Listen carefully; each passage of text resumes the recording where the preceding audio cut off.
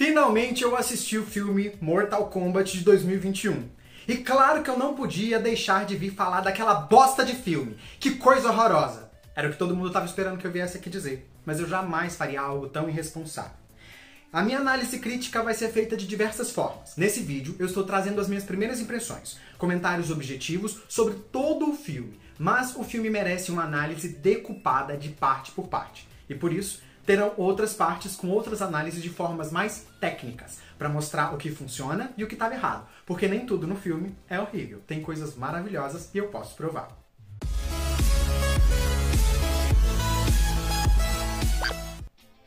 Olá, sejam todos bem-vindos ao Nerdoterapia. Eu sou o Cal Oliver, o seu nerdoterapeuta. No nosso encontro de hoje eu trouxe a minha crítica sobre Mortal Kombat de 2021.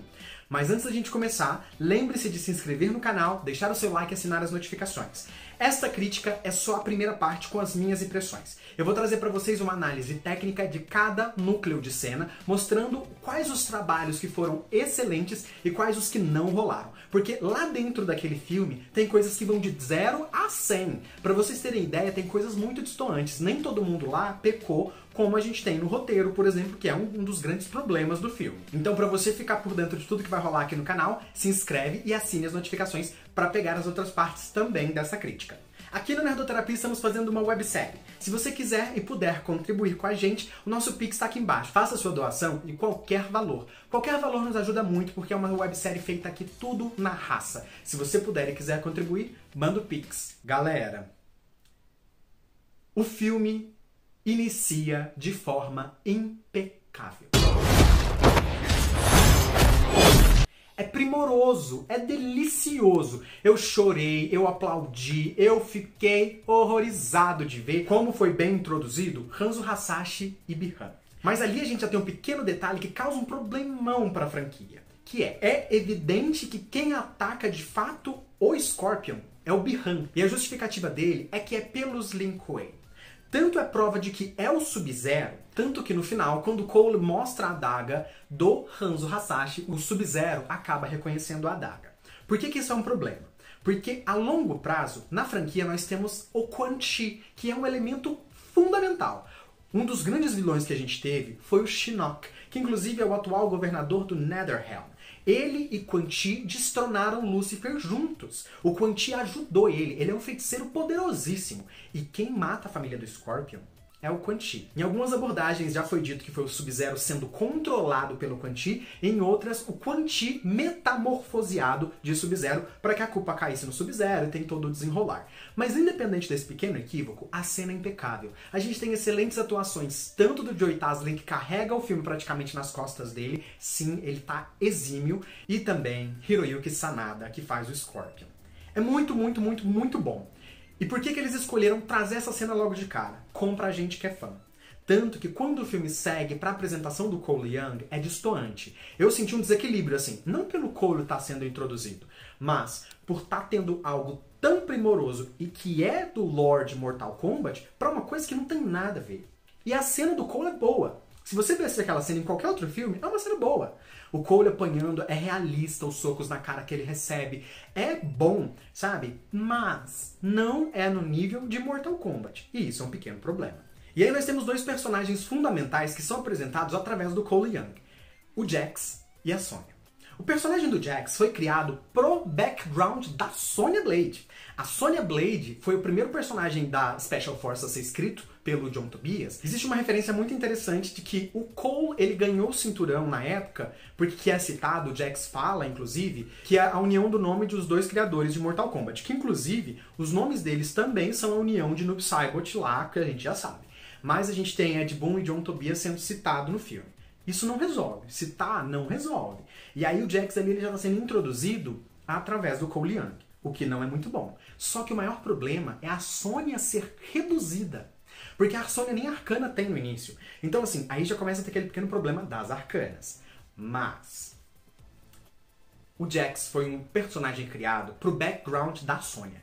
porque o Jax fisicamente ele não existia no Game 1, quem existia era a Sonya. Inclusive, na história, ele iria se chamar Striker, que inclusive o nome foi dado para outro personagem depois, que não tem nada a ver com o background que estava sendo criado.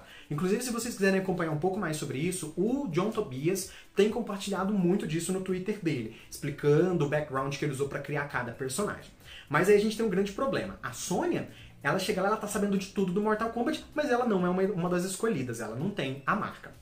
E aí a gente também tem a apresentação do Kano, que é um personagem legal, ele faz referências clássicas a introduções dele, piadinhas de cultura pop, mas chega uma hora que vai forçando a barra. Vai forçando assim, olha como eu sou legal, olha como eu sou legal, olha como eu sou legal, e eu já tô assim... Não tem mais nada pra você falar, não? Em algum momento o personagem deveria oferecer algo além, porque parece que fica forçado. E aí parece que o filme não dá conta de dar o tempo que as coisas precisam. Acaba tentando pôr coisa demais e acaba ficando coisa de menos. E aí existe uma batalha de um reptiliano que não é o Reptile. Pra quem não prestou muita atenção, o Shang Tsung fala com todas as letras. Envie o Sauriano Slicer. Tem nada a ver com o Reptile. O Reptile a gente sabe que quando ele chega no torneio, ele é o último reptiliano da raça dele, que inclusive a Chameleon, ela é uma sauriana também, mas o Chameleon até hoje não foi citado como sauriano, mas supostamente ele também é um sauriano.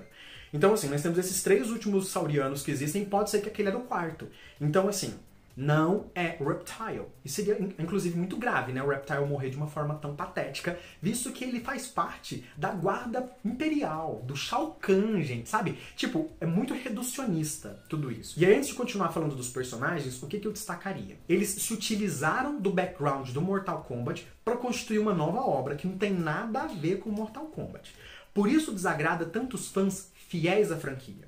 Mas tem muito fanservice. Fanservice é um termo utilizado para designar quando a gente vê um easter egg, algo que é clássico da franquia, mas que você fala assim, cara, se fica só o fanservice pelo fanservice, não gera ibope. Porque, por exemplo, você vê lá o Nightwolf, você vê uma referência ao Kotal Kahn.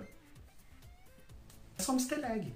Não tem nada além disso. E aí é um problema. Porque as coisas não têm o tempo que elas precisam, a cena acaba ficando slow, mal aproveitados, tem atores absurdamente mal aproveitados, é doloroso de ver. E aí nós vamos pro Templo do Raiden. O Templo do Raiden, delicioso, lindo. Inclusive ele não ser no céu e ele ser aqui, foi uma abordagem interessante para uma solução cênica, mas claro, por que não colocar ele no céu? Dentro lá a gente vê Liu Kang e Kung Lao. A introdução do Liu Kang é linda, inclusive. O Liu Kang, ele entrega um monge muito interessante, na minha opinião. Eu gosto daquele tipo de monge que ele entrega e tem mais ou menos a mesma abordagem, só que eu acho que ele traz um monge menos maduro para que ele possa amadurecer no decorrer da franquia, que é o que acontece, por exemplo, quando ele vai chegar em Mortal Kombat 11 como Imperador do Inferno já, porque ele morreu nas mãos do próprio Raiden.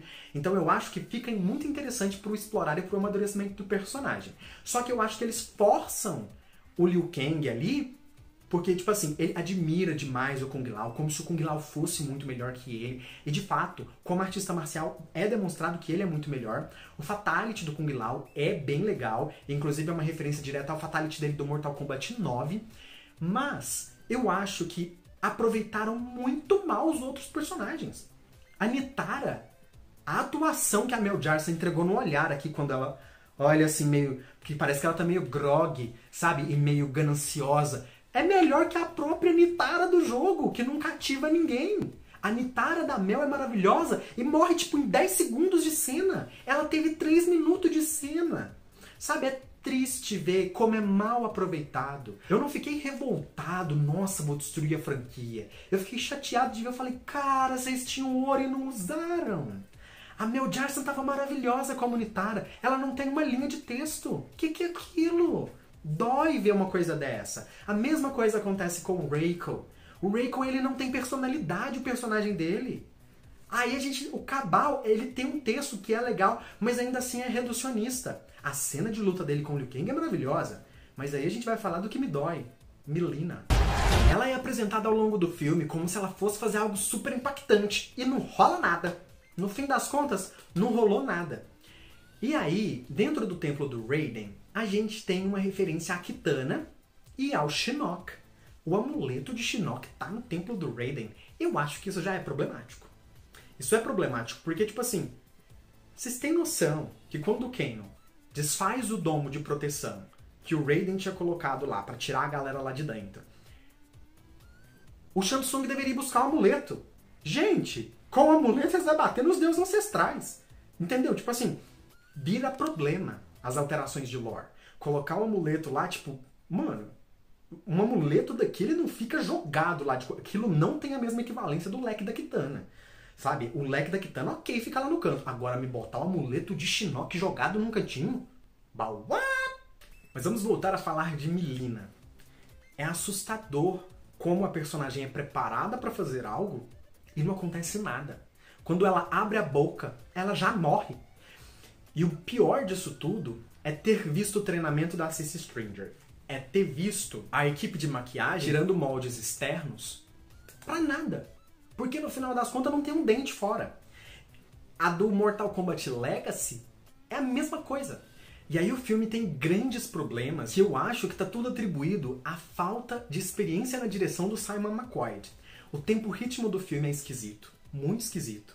Porque tem desde cenas clássicas do lore de Mortal Kombat quando a gente começa, as cenas que você não sabe nem de onde veio, por que tá acontecendo, cenas completamente desnecessárias. Precisa de muito tempo de cena pra criar o lore, pra introduzir o Cole Young, e o filme podia estar rodando já. Sabe, o mais assustador é que é um filme de background que não conta o torneio, eles adicionaram uma nova história antes do primeiro torneio, só que eles também não contaram as histórias antes do primeiro torneio. A gente tem desde a invasão da Exoterra por Shao Kahn pra dominar a Edenia, que nem foi citado, ao Grande Kung Lao que derrota o Shang Tsung, depois é derrotado pelo Goro, que é reduzido a 3 fotinhas.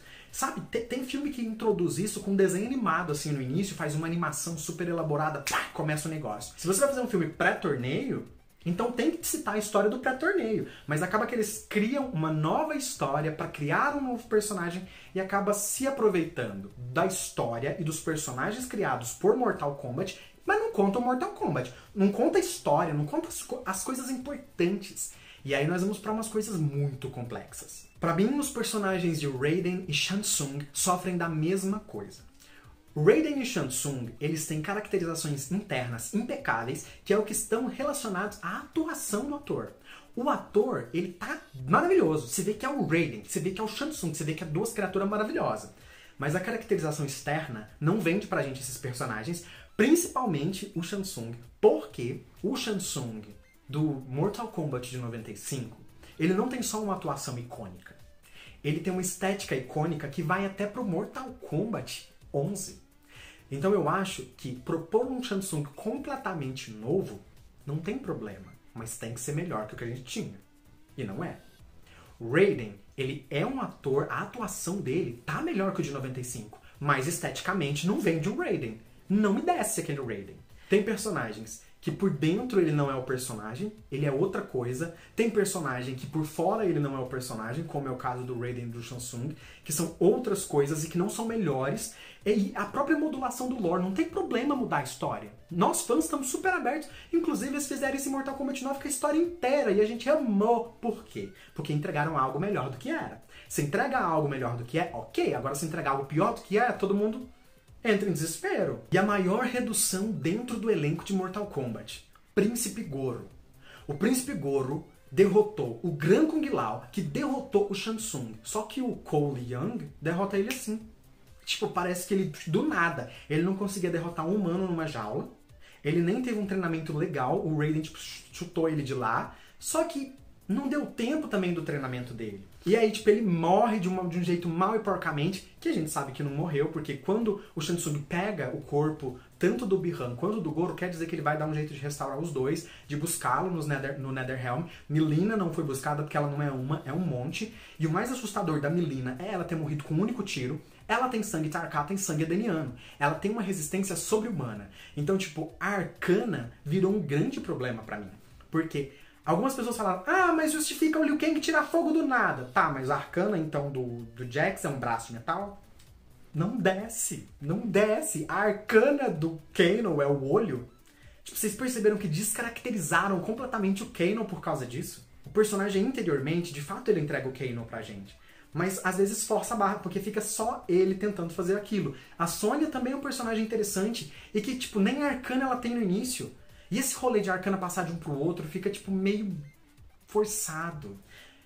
Infelizmente, para você introduzir algo desse naipe, você tem que conhecer a história inteira de uma forma muito profunda.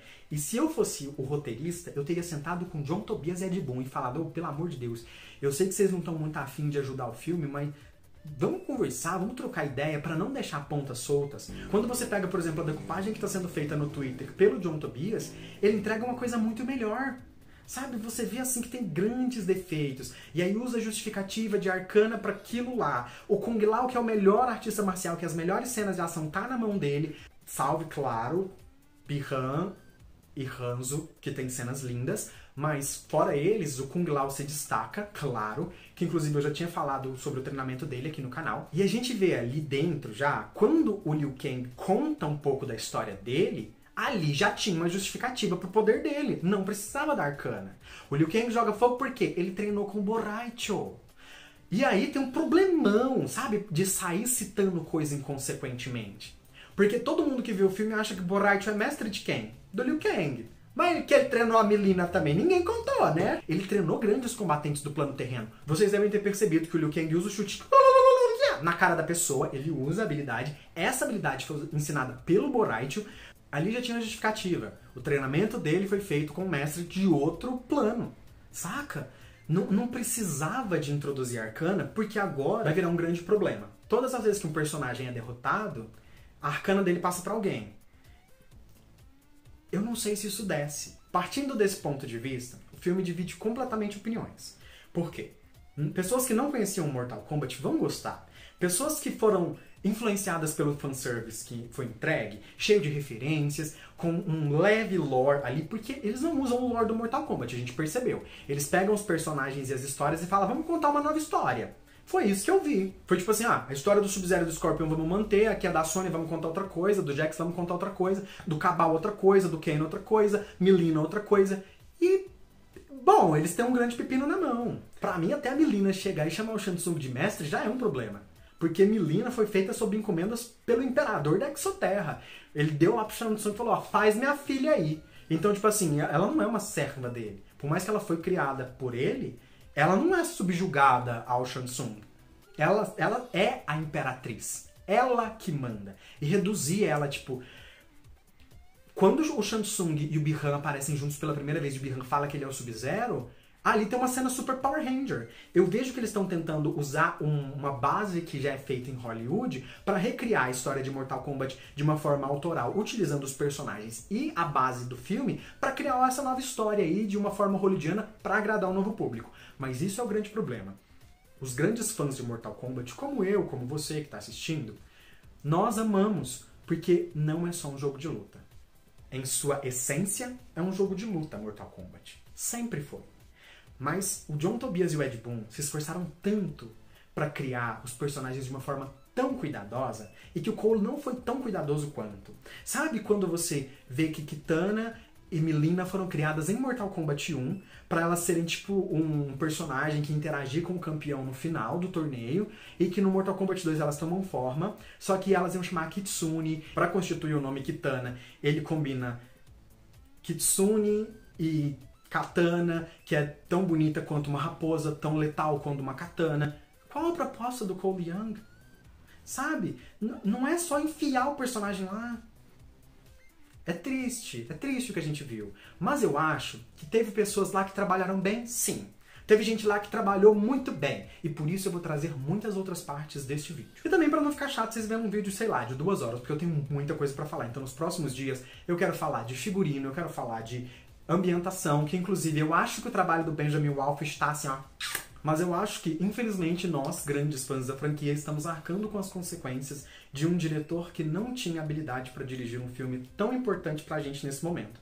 E a gente vai ter que refletir muito. Por isso eu quero conversar aos poucos, para a gente saber se nós precisamos e queremos, juntos, ajudar a nossa franquia a se manter, ou a gente deixa o filme morrer de alguma forma pra gente ter outro. Porque quem sabe eles param de tentar forçar coisas pra gente e dão de fato o que a gente quer. Porque eu, enquanto fã, eu gostaria de ver a história exata de Mortal Kombat adaptada para a realidade cinematográfica. Eu não queria ver mudanças de cena, mudanças de coisas, novas propostas. E não é por isso que eu tenho que ficar com os jogos. Eu sou uma pessoa que ajudou a franquia a crescer, eu acho que eu tenho o direito de querer as coisas também.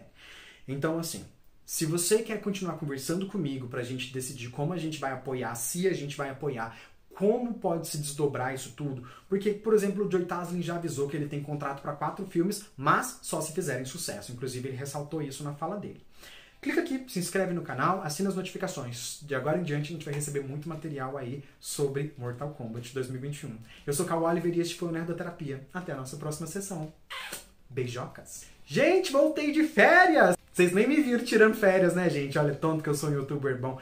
Eu postei todos os dias mesmo estando de férias. Olha como eu voltei bronzeado, todo trabalhado no bronze. E vocês me fizeram fazer uma gambiarra para poder pagar o filme de um jeito que não fosse pirata. Para que eu pudesse enfiar meu cartão de crédito lá não sei aonde agora. E tipo assim, se eu for hackeado, gente, eu vou dar barraco. Mas assim, voltei, assisti o filme, fiz tudo bonitinho, consegui pagar. Eu não sabia que dava pra gente pagar, que dava pra fazer uma gambiarra ali, né? De transição. Eu nem sabia que dava pra gente assinar o HBO Max. Tô com medo ainda, porque eu acho que eu quase tive que virar um hacker, né? Pra conseguir fazer isso. Mas eu acho que eu tenho que conversar sobre o filme ainda com vocês de forma responsável. Tem muita coisa ainda pra falar. Eu acho que isso foi só as minhas primeiras impressões. Eu vou lá. Beijocas.